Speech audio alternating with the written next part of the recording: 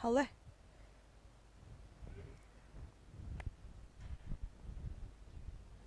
Hello and welcome to CGTN. I'm Tao Yuan. We're live for you in a small village in southwest China in a county called Santai in Sichuan Province. That's a province in the country's southwest. If you don't know where that is, think hot pot and pandas. We're live for you here because China's central government has just released a document called the Number One Document. It's a rural revitalization government document actually that's released at the beginning of every year for the 15th consecutive year now. It reflects the central government's decision to revive the economy and living standard in China's countryside.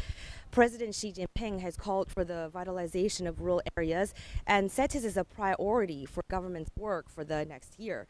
The Number One Document sets up a timetable for China's rural development from 2020 to 2025. Now, I think it's very important to understand why that document is so important because China's countryside is drastically different from China's cities. There's this huge urban-rural gap in that China's countryside often tend to be less developed. They are often very remote, tucked away in deep mountains with bad road condition and telecommunication infrastructure. So for generations, the word village or rural area or countryside in Chinese is really associated with being economically backward. So we are right now in a very typical Chinese village. It's probably more economically better off than other villages because they're growing a very profitable cash crop. But other than that, it's got all the challenges and opportunities shared by every village in China.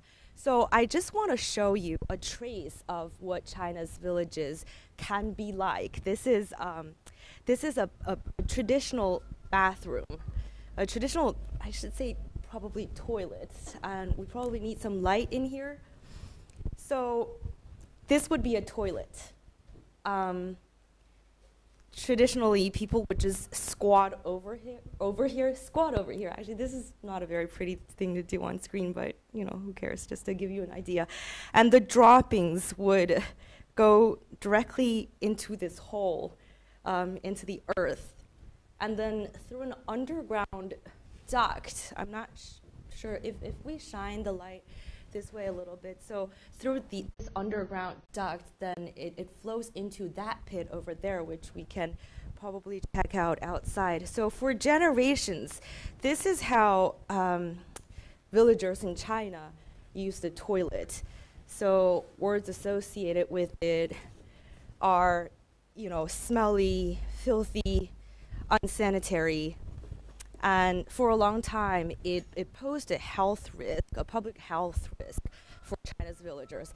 Let's just go this way, and we can see this hole. This hole has already been sealed, but traditionally the human waste, the night soil, would flow into this hole, and the villagers would collect them every morning by the bucket loads to use them as organic fertilizer. We can still see an adapted version of it in this household, which we're going to visit.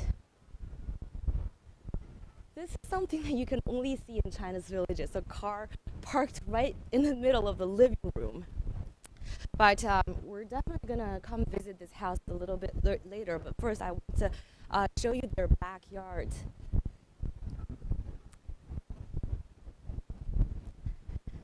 So back to that toilet. China has really been in a toilet revolution because I think it's hard for a lot of people to comprehend that this kind of thing still exists in China. Because when you think about China, you think about all the skyscrapers and big cities and the economic development.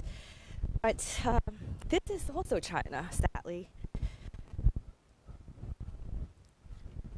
So why don't this is where the farmers raise the chicken, and their waste, the animal waste, would soak through the soil, and then they would come to this pit over here. I just open this door and show you how Chinese people traditionally fertilize their crops. And then the animal waste, the animal night soil would then flow into this pit right here. And farmers would also throw away vegetable leaves in this pit for everything to sort of compost in this pit. And then this is what they would use. This is a small bucket that they would use to collect the waste every morning and then put it in a bucket just like this one right here. And then they would shoulder these buckets. We can see the farmland ahead of me, and they would shoulder this night soil to fertilize the farmland. So that's a very practical way to utilize human and animal waste. But right now, where we stand, there is actually an underground pit right underneath us, which you can't really see. But this is a pit which the villagers are using to collect human and animal waste, and they would compost in this area. And then if you see these pipes and tubes,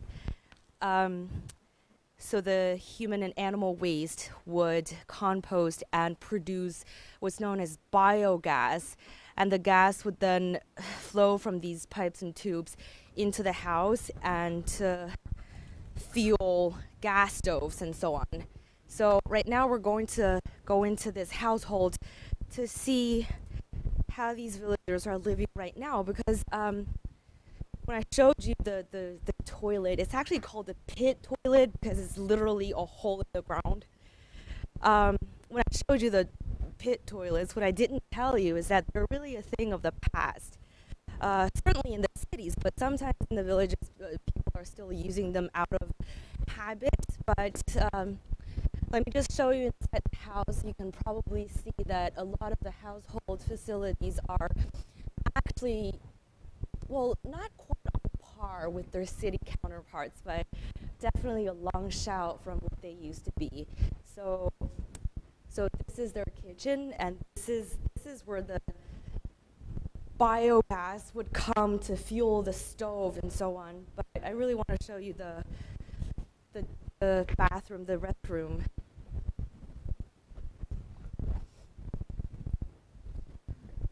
So probably in this household, it's as modern as it's in.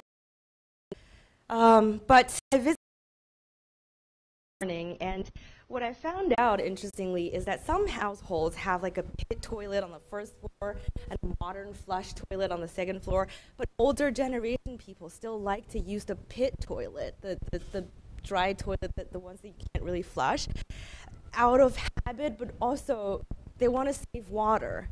So that's also something that they're considering right now.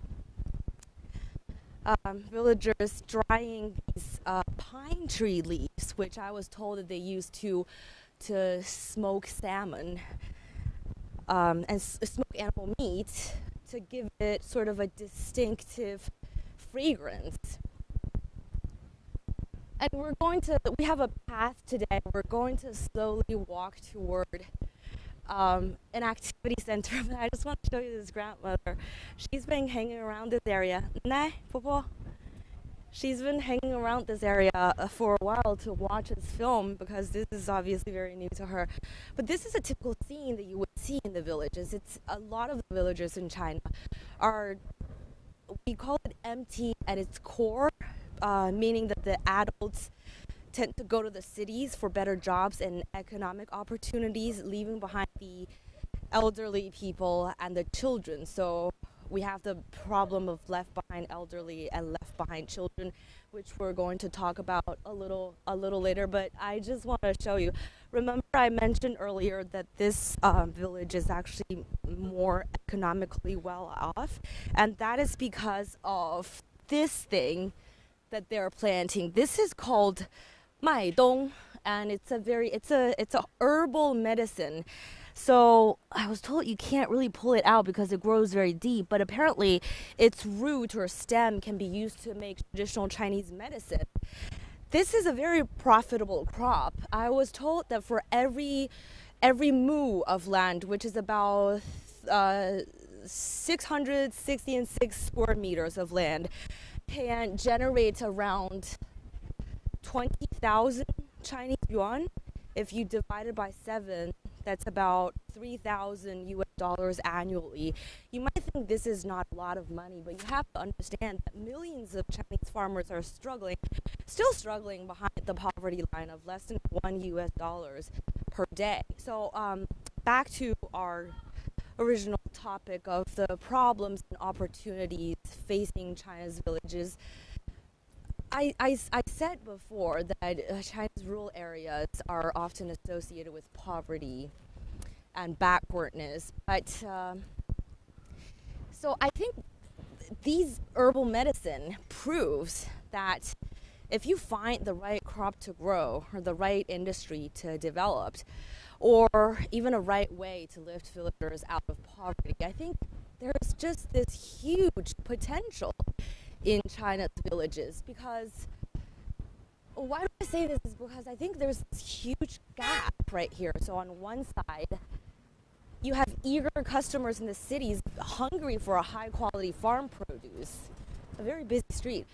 You have eager customers in the cities hungry for high quality organic farm produce. But on the other hand, you have these farmers, these poor farmers mostly, in China's villages with these valuable agricultural and natural resources, but little means to reach the outside world. Again, probably because the road condition is bad, or probably because the telecommunication infrastructure just isn't there. So you have this huge gap, this huge discrepancy. And if you can find a way to bridge that gap, and that's where rural revitalization come into place, to, build new roads, build new houses, connect these villages to the internet, connect them to the outside world. I think once their produce can reach the outside world, and once they're connected to the rest of the country, a lot of the problems solve itself. So I'm actually seeing a couple of my friends walking over this way. I invited two really interesting characters to join our live streaming, and you can see them holding hands as they walk toward us. My colleague Jiang Zhenfeng just brought them to us. Hey, Jane and Joshua, how are you guys doing? Thank you so much for coming. So I actually met these guys yesterday. Well, this is Joshua and this is Jane. Why don't you guys I just want to wander off topic a little bit. They're apparently husband and wife, right, obviously. And Joshua has been living with Jane in a county that's about 30 minutes drive from here for 10 years now? Yeah, 10 years. And Josh was from where? I'm from Oregon. Hold on, let me just turn on my mic. I'm from the United States, Oregon. Right. And my hometown's very small. It's got about 40,000 people. Right. So, yeah. When I met you in the tea house yesterday, I was shocked. Why? To see a white guy in a small county in a relatively underdeveloped region in China. Are you surprised to find yourself here? Yeah, when I came to China originally, I was going to be here 3 weeks, and then I just never left. Why don't we walk and talk? Yeah, okay. Yeah. So I was going to only be here for 3 weeks, and Right. then I kind of liked it, and I thought, well, let me see if I can stay a bit longer, and then that turned into 12 years now. Right. 10 years where she lives, so. It's so sweet to see you guys holding hands. And Jane, I know you're from a small village in this province, not necessarily in this region, right, but in this province. I'm going to get into that a little bit later, but first of all, I think a lot of our audience members are wondering, how did you guys meet? How did you end up together? Well, we met from an international public speaking... Yeah, Toastmasters. It's a public speaking group. Mm-hmm. And she was a former member, and then when I joined, I got some other people that had come before. I kind of encouraged them to come back, and so she did. We did lots of volunteering things like that. Every week, send the email, a weekly plan to members. Right. Yeah, I admired, his do that for that club. Right. And I liked that club. hold on. I'm just getting someone from Beijing saying that the mic doesn't have a sound. So would it work if I give him my mic? Sorry, technical problem. Okay. So just to recap a little bit, Jane and Joshua met each other at a public speaking club, English public speaking club, Yeah. and ended up together. Yep. The friendship turned into something else, as you told me yesterday. Yeah. Right. Yeah. Okay. So let's continue walking. All right. All right. So Jane, obviously you live in the county seat now, which is not exactly a village anymore. But you came from a small village. Walking the Grew up in a small village. and this is a typical village road. This is a typical Chinese village, right? Yeah. How do you feel walking the village, walking the country road, maybe the country road again? I think compared to before, maybe 10 years, even longer, the road can't be this good. Right. So I walk here, I thought about how developed. Lots of development happened here. And I still feel very Can we familiar. just stop for a while because I really want to show our audience this. Hey, something you would only see in China's villages is people sitting together, sitting at a fireplace, just chatting and gossiping. In Sichuan dialect, this is called 摆龙门阵, 对吧? Which a literal translation would be to sway the dragon door formation. How awesome is that? 好，那你们继续聊，谢谢。So sweet to see that. But go on, Jane. Yeah. You were saying Yeah, you feel that the villages are... I feel very familiar, but also feel the big difference compared to the older times. Right. Yeah. You were telling me about as a little girl you had several dreams. Yeah. I just found that to be very interesting. Can you tell our audience that? Yes, I call that 3 wishes when I was a little girl in a very poor village. The first one, I wanted to be very beautiful. Like when I woke up the next morning, like nobody can recognize me. This is my first wish. Well, that's kind of every girl's dream, though. Yeah. Right? The second, I wanted to be very strong, could have like a superpower, kung fu, because at that time I like reading, but we didn't have lots of books, so maybe we only get a chance to read some kung fu novels. So my wish, like the one night, very good, like a big kung fu master. Our man can took me away, then taught me kung fu very, very 厉害, powerful kung fu. Then maybe 10 years later, he would send me back. This is my second wish.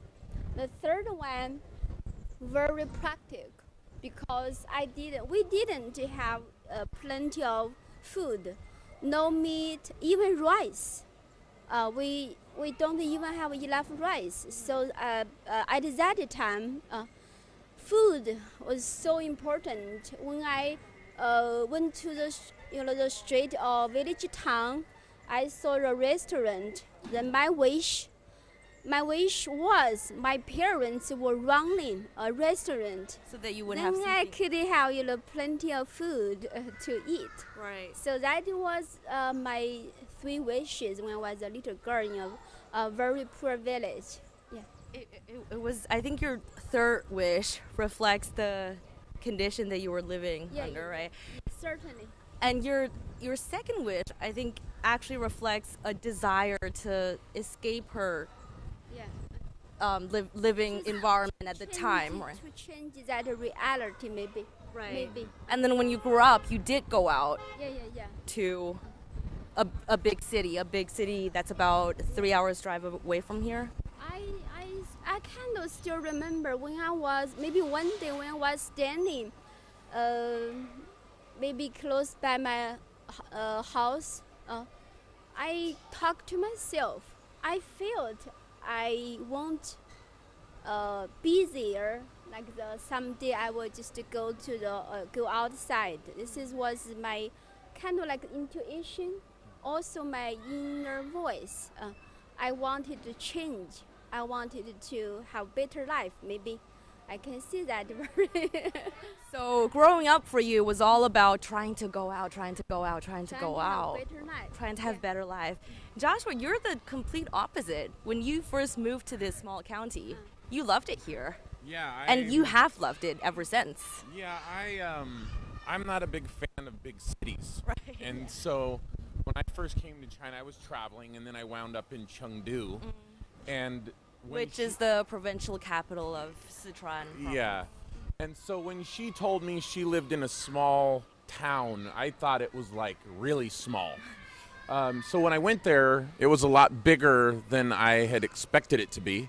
But I liked it because it wasn't too big and it wasn't too small. It was like the perfect size for me. Right. And so, yeah, I think small is good.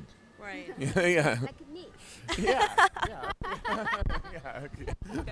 Those guys are so sweet. And that's not the only thing that you guys differ on, right? You also have different opinions about your child's education. Yeah. Tell Yeah. me about that. Well, Jane has this idea that like a big city, you need to go to a big school, it means better education.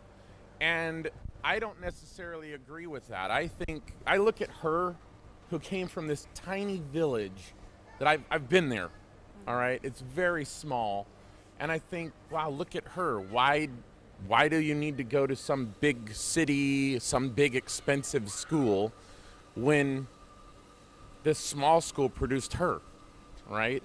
And so I think going to a small village school could be, it's kind of more up to the student and to decide what they want to do, right? So you could be in a great school and still not learn anything, right? Or you could be in a terrible school and still learn a whole lot. So I think it's up more to the individual student and then their environment, you know, if their family's encouraging. Her family was very encouraging of her when she was young. And so I think that's important. And Jane, for you, you were just like, I don't care how much my son is going to learn in any school. I just want him to have the best. I want him to have what I didn't have when I was little. Is that it? Yeah. I think generally maybe I'm more ambitious. Also because just we had thought I came from like the poverty, you know. So the desire always wants to have a better life, more opportunities. Also, I had my primary school in a village, and actually at that time my our discs were made of stones. Desks were made of stones. I had my high school in a county. I had my university in Beijing. So also I came back to work from Beijing to Mianyang. So the different levels of cities, I saw the lots of like the big difference. So I keep having this desire to have my child to be maybe the best city, to get the best chance or resources maybe. Where does he go to school now? Oh, he's actually here. In a pretty Santai County. International school. Even we have different maybe ideas or opinions about where he should accept education, but we have some common things like kids need to be with parents. Also, family education is the most important. So that's why we actually got the fellow agreement just to put him in Santai. It's so interesting that you said that family education is so important, because when I was chatting with you yesterday, you actually mentioned that you think, yes, China's villages are changing for the better, mostly, but there's a human cost to this, and that is the issue of left behind children. So first of all, explain to those of our audience members who don't know, what is the issue of the so-called left behind children? It's hard to see how much it costs, but from my own experience, I knew like when I was a child, even when I from the primary school to high school, there was only one time I was bike from my high school to my house.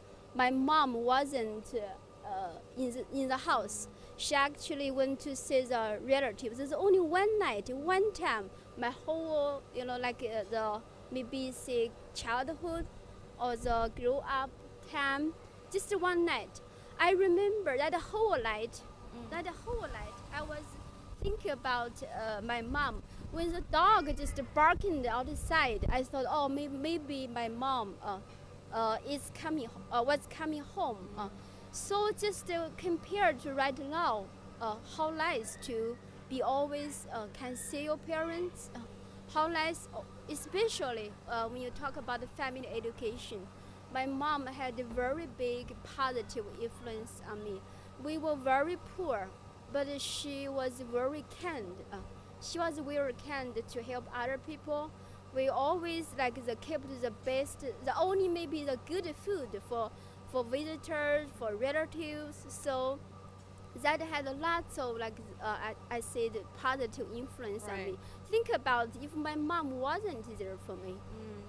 There would I have been no one to. Result. Yeah, right, so, right. So this is most important when you are very young or being a child. Right. Your parents need to be with you, even the situation, the condition,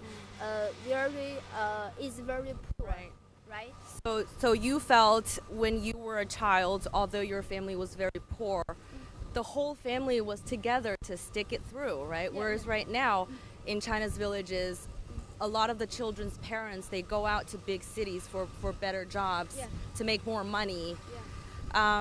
And that's also for the benefit of the children, actually. They do it out of love for the children, right? Yeah, but yeah. then But it's a hard economic choice for the parents, I should say. because this sacrifice is too much.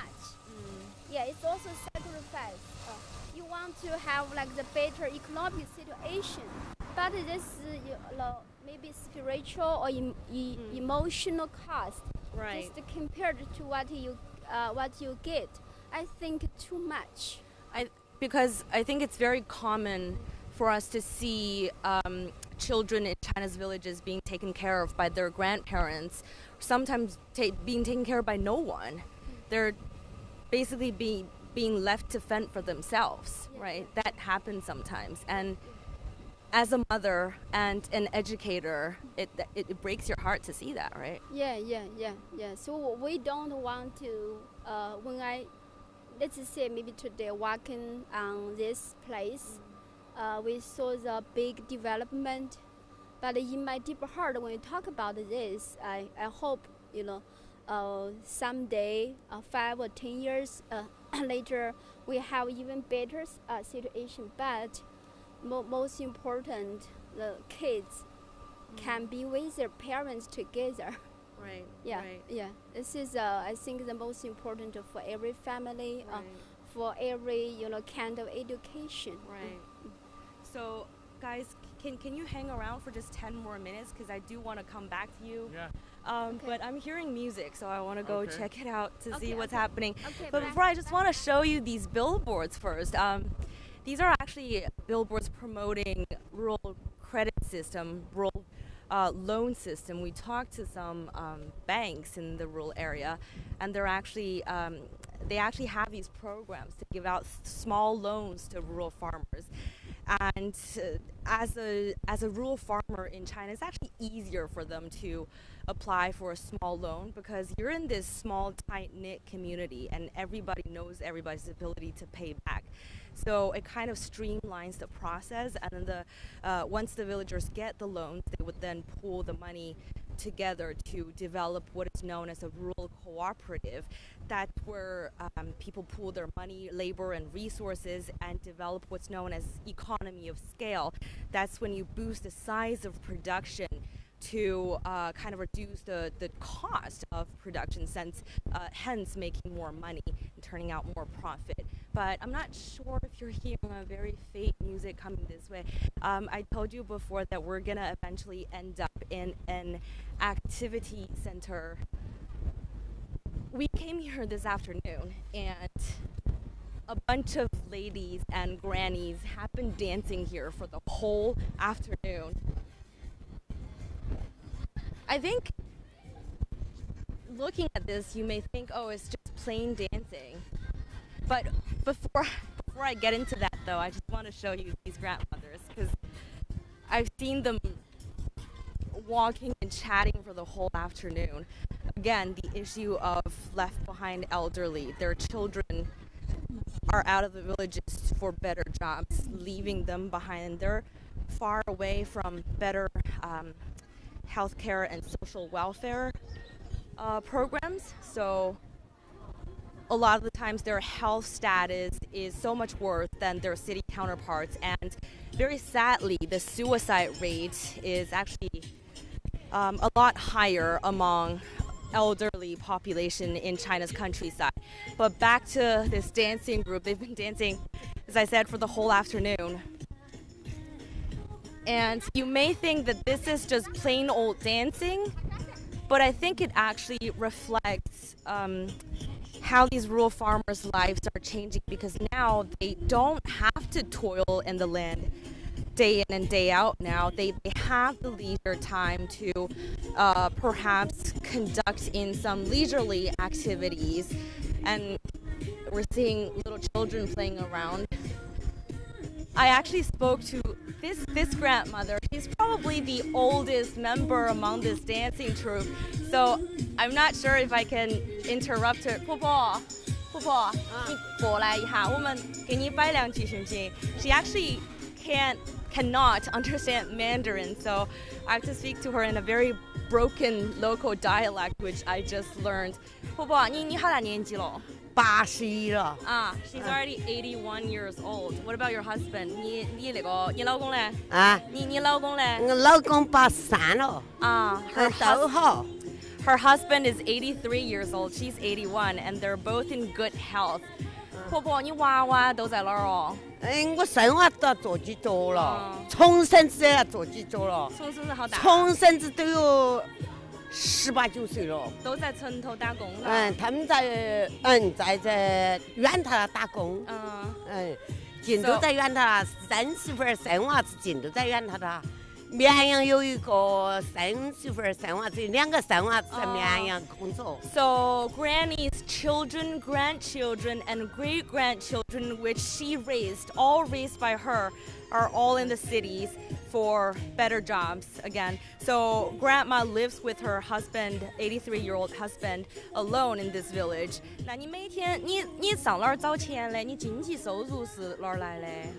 经济收入，儿子嘛就3媳妇都要给我拿。这样我的收入呢，一年还是要收个1万多2万块钱。When her children, grandchildren, great-grandchildren come home, they often buy her stuff and give her money. 那你还做不做农活嘞？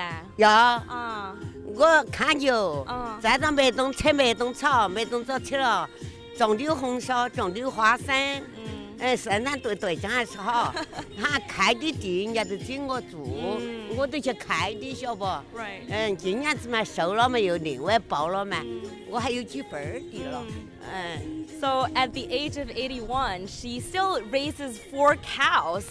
And she still does farm work, and she is able to sustain herself economically. 身体还好噶，喜欢跳广场舞。喜欢。生产队长他们组织嘛，都是你年里去游动哈。我们天天晚上都在跳嘛，他们今后就在大队，往外还是在大队来跳。She says this is her favorite activity, and she comes here to dance every night, and that's why her health is so good. 好，婆婆，那你跳去哈，谢谢婆婆。Okay, 谢谢婆婆。I'm going to let Grandma back to her dance.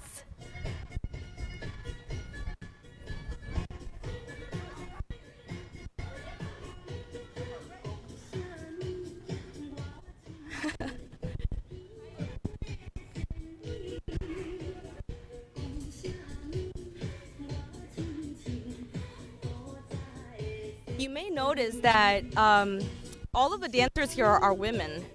So again, you have the issue of left behind women in China's villages.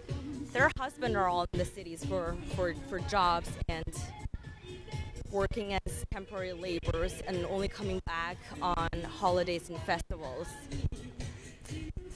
So the Chinese government is doing a lot of things they can to help revitalize China's rural economy. But I think economic development is not the only gauge toward a better standard of living. This cultural activity and a lot of other things that we're seeing in China's villages also prove that the villages are certainly transforming.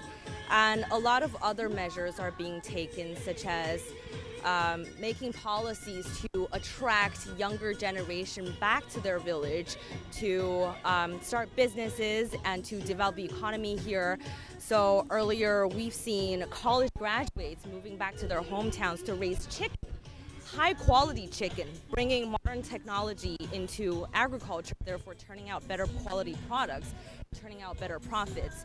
So yeah, a lot of things are being done under this grander anti-poverty drive, which is aimed at lifting millions of Chinese rural farmers out of poverty by 2020. That's 3 years from now. A lot of work still needs to be done. But before we end this show, I just want to go back to my friends, Joshua and Jane, because I know that Joshua still has something more to say about his impression of China's rural villages and farmers as a foreigner who is not very familiar with the society here. Joshua, I just we're ending the show very soon, but something that you said yesterday interested me very much is when you talked about how you think that the farmers in China are not getting what they deserved. Yeah, I feel like everyone's going into the city. They want to have a better life and they want to, have this great life, but the people that actually all of us depend on are the farmers, because without food, having a great life in the city is nothing. Because they feed us. Yeah, right. And so I just feel like I respect the farmer that goes out, does this work that's really hard, and then people look down on that person. That makes no sense to me. We should be looking at them and saying thank you. Really. So it kind of makes me sad to see the disparity between like the village life and the big city life when we rely on these people. So yeah, that's what my feeling is. Right. I think that's a very good note to end the show on. But the good thing is right now we're actually seeing changes taking place in China's villages right now. Right? Yeah. Well, thank you so much for joining us, All Joshua right. and Jane. Thank you. Thank you. Bye. So you can see children doing Kung Fu class in the background. But yeah, we are running out of time. We have to end the show there. But just before we leave, I want to point out that this is a relatively better off village in China. A lot of the villages in China and rural farmers in China are still struggling behind the poverty line. And just like my friend Joshua said yesterday, I think they do deserve our respect, and also more policy making on the country level, and the provincial level, and the county level to help them get a better life. That's all from us. You're watching CGTN. I'm Tao Yuan. Thanks for watching.